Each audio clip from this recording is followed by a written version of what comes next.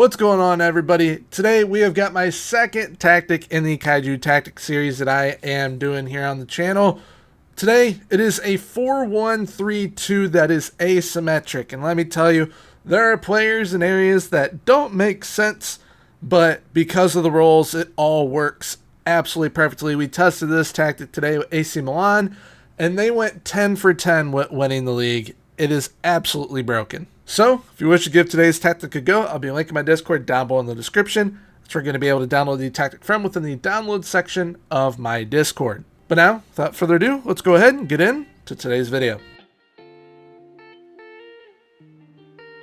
So, like I said, this tactic absolutely broken. It is asymmetric once again, which means that I love this tactic because I love asymmetric tactics.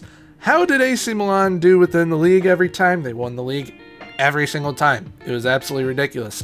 Going in, I did not think, with the way that this is set up, that it would be this good, and it's absolutely broken. They were winning friendlies by like 20 goals sometimes. It was insane during preseason, but they ended up winning the league in this test on 89 points. The majority of the time, it was not even close when they would win the league.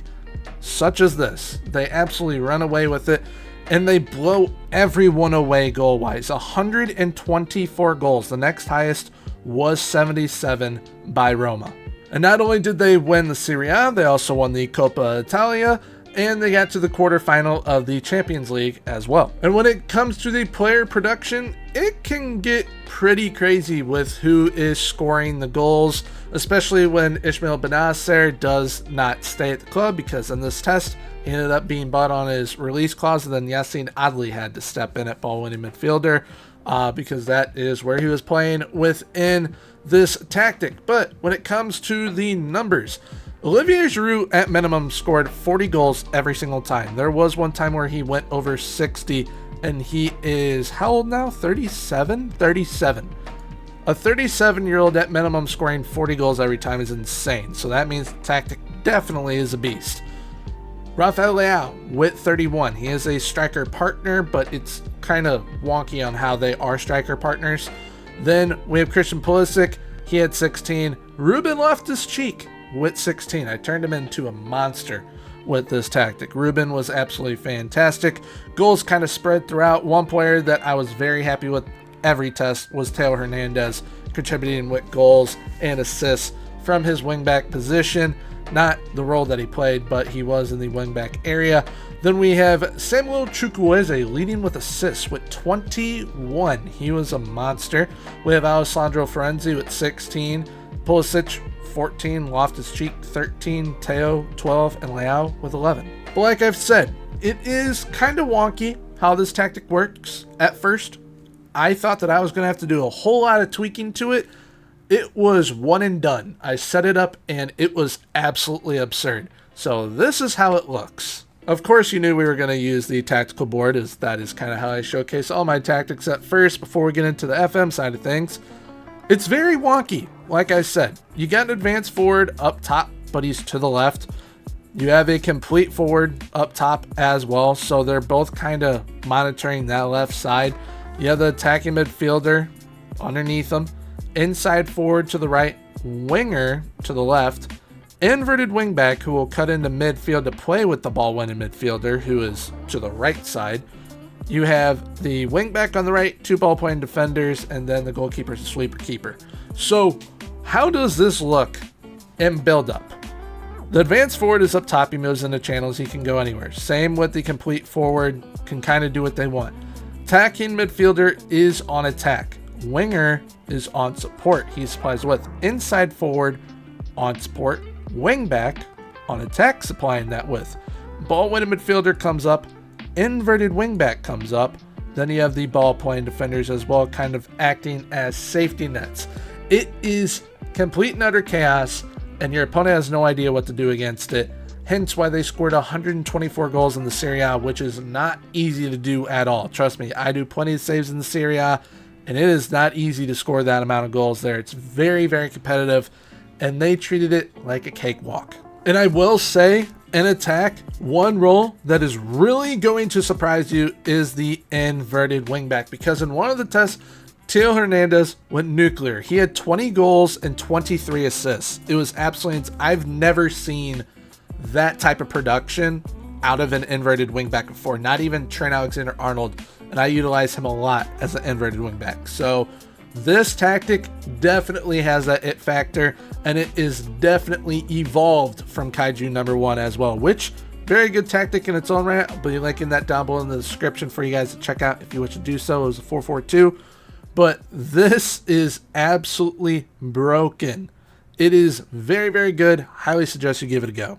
And really quickly, before we get into the tactical side of things in FM, I'm going to show you guys a quick highlight, 3D match engine, where you guys can see kind of how the tactic looks and plays and whatnot.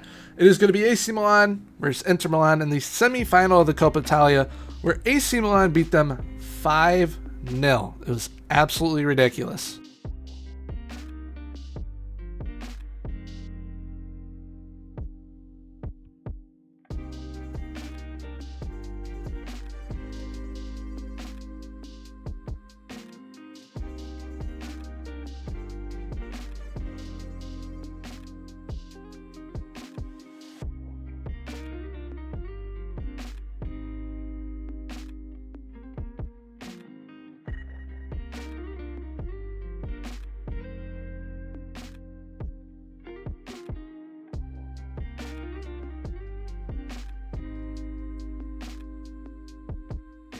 I've got one word for that tactic after seeing that.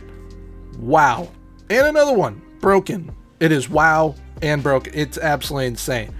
I probably will use this tactic the rest of the way this year unless I come up with something even better, which hopefully I do. But as we can see from an absolute demolition job of Inter Milan by 5-0, this tactic you definitely need to try at least once. Alright, so now we're going to get into the FM tactical side of things with the player instructions, tactical instructions, the roles, all that good stuff.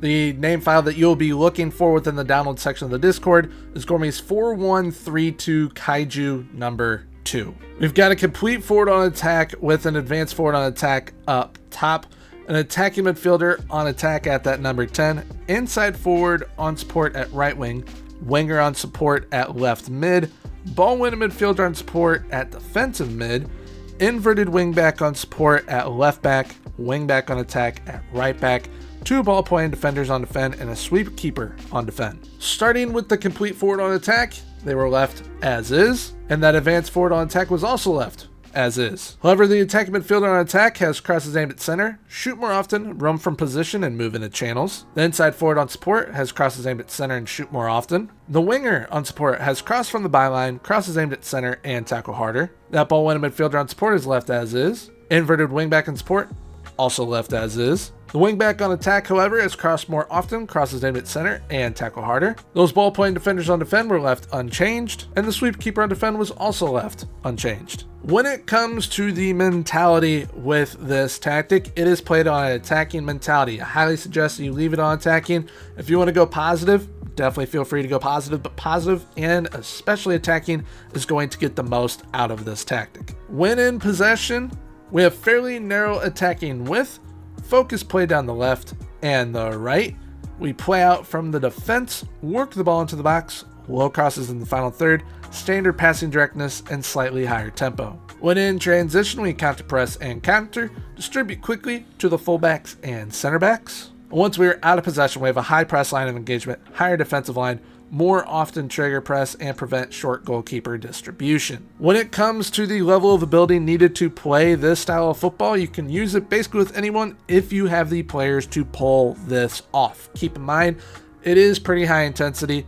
It is pretty attacking. You're going to score loads of goals, but you need to have the right players within the system to get the most out of it. And when it comes to tactical tweaks with this tactic, honestly, and I think this is one of the first times I've said this with one of my tactics, you don't need to change anything. If you want to change anything, it's literally because you want to score more goals, and that would just be throwing some of the support roles on attack. That's all you got to do. But this tactic is basically perfect as it is. So if you guys wish to give this tactic a go for yourselves, I'll be linking my Discord down below in the description. That's where you guys are going to be able to download the tactic from. within the download section of the Discord, and the set pieces I used with this tactic as well are also in there if you guys wish to give that a go, as well as the previous Kaiju tactic that is also in there also. But if you guys have enjoyed today's video, please feel free to leave a like, comment, and subscribe. Subscribing is 100% free, so why not hit that sub button. Right now on screen will be popping up the most recent Kaiju tactic, which was a asymmetric 4-4-2. So definitely give that a look because it almost helped Everton win the league. It was absolutely insane. So if you pair that with this tactic, you probably won't ever lose. But with that being said, until next time, everyone, have a good one. Bye-bye.